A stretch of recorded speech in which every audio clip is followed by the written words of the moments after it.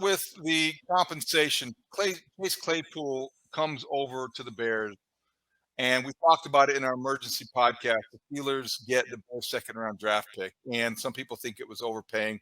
We had a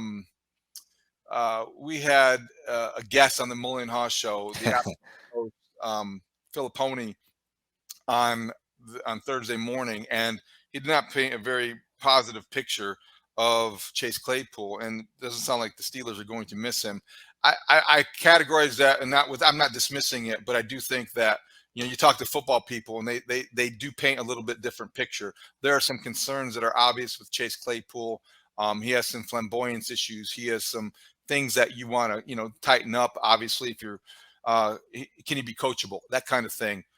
I pay more attention to that and what I see on tape myself than some other outside opinions.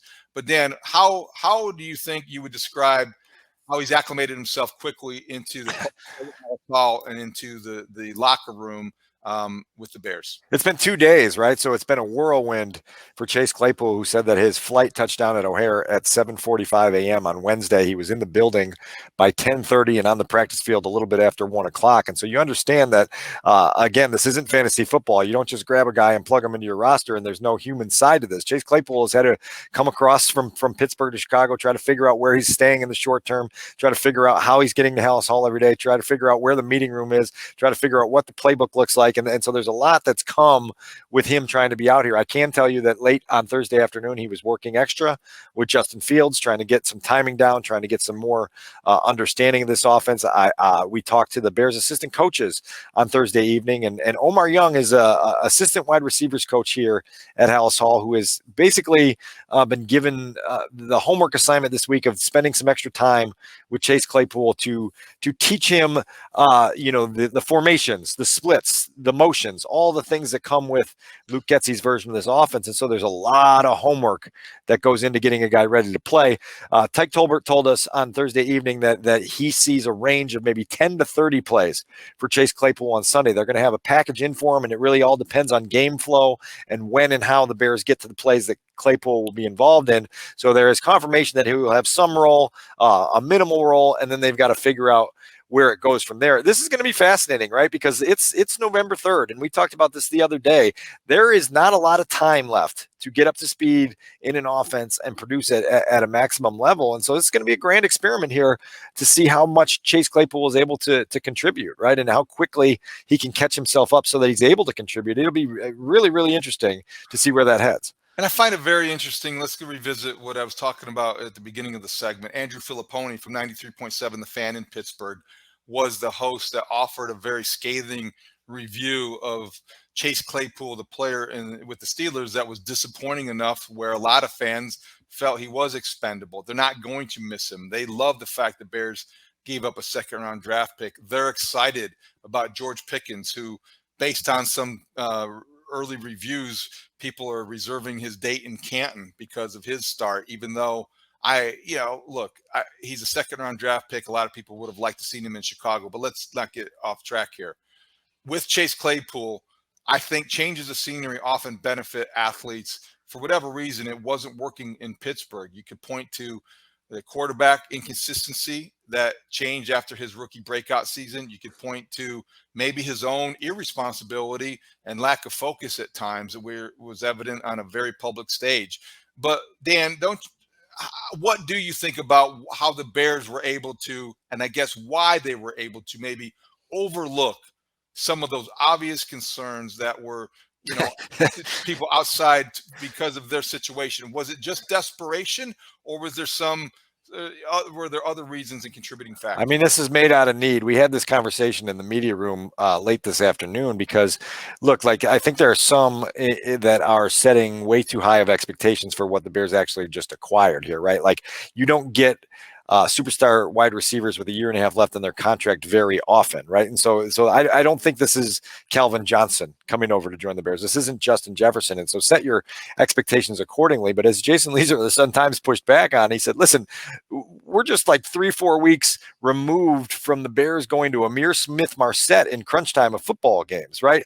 Now that you're mixing, N'Keal Harry back in the mix, you've traded for Chase Claypool, you've got Darnell Mooney. Now at least you have a little bit more of an established, proven group of receivers that you can lean on a little bit. And so, you're hopeful, right, that Chase can do what he did through stretches of his time in Pittsburgh, which is make the difficult catches, make the quarterback look good on plays where he doesn't necessarily look good, right? And that's going to be a big key. I did think it was interesting to hear Justin Fields' tempered expectations on Wednesday afternoon, David, when he said, look, like, this isn't high school football. It's not just like you look off one safety and you throw a ball deep to the one guy that you have and you just expect home run after home run after home run.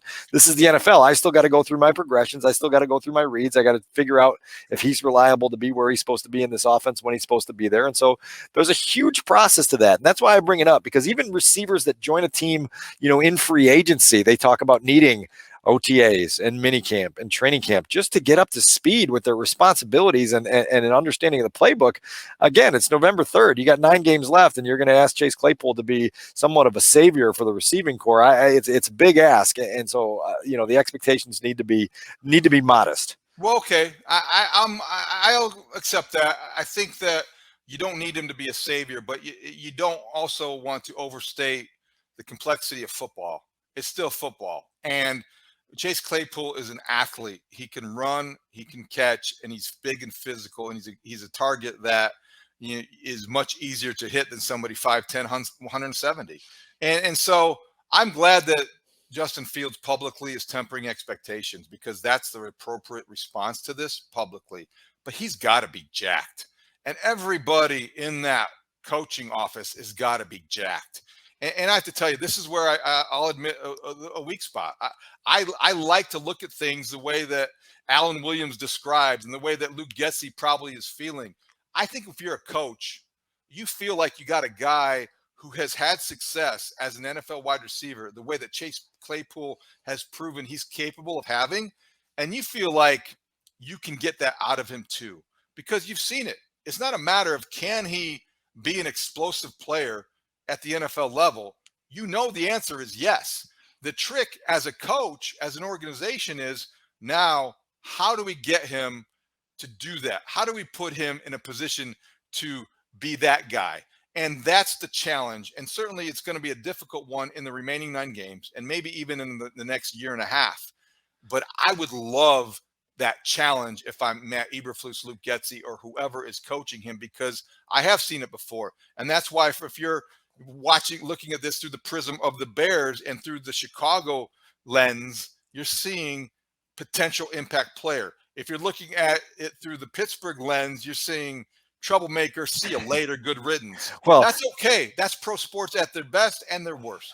Well, listen, they're going to have to install the electric fence to keep Chase Claypool from getting off into diva territory, right? Like, you're going to have that. So if he gets close, he gets buzzed and shocked, and he comes right back and fits into the culture that you've established. That multiple coaches in this building this week have talked about the conversation they had with him during an onboarding process to say, this is how we do things here. That's everything from practice habits to how we handle ourselves in the locker room to how we handle ourselves away from the field. And so they have obviously received some of that intel, and they're aware that this is something that they're going to have to keep their arms around.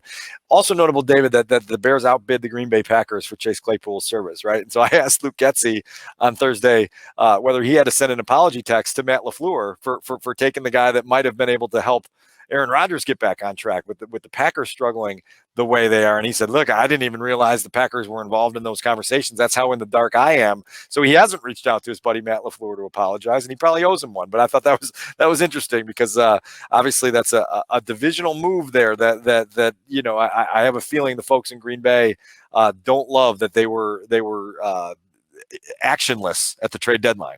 I'd love that you asked him that question, and I'd love even more that he had no idea that they were in on it. That just shows you the bunkers that these coaches work in throughout the week. And I don't think he was exaggerating. My sense is he probably didn't know. He's a straight shooter. He's a grinder, and he would have said something, and I think it was honest and authentic, and it was very revealing in that it gave us a glimpse of just how hard these guys are working to try to put together a game plan that's going to work on Sunday. Yeah, and let's see. I think again, it's like the Justin Fields formula, right? With Claypool, you just want to see a couple flashes here and there over the next few weeks to believe that you got a guy that can be a long-term difference maker. Because if he's not a long-term difference maker, and you decide at the end of 2023 that his contract's expiring and you're going to let him go into free agency, well, then you just lost the trade. And so let's see where it goes.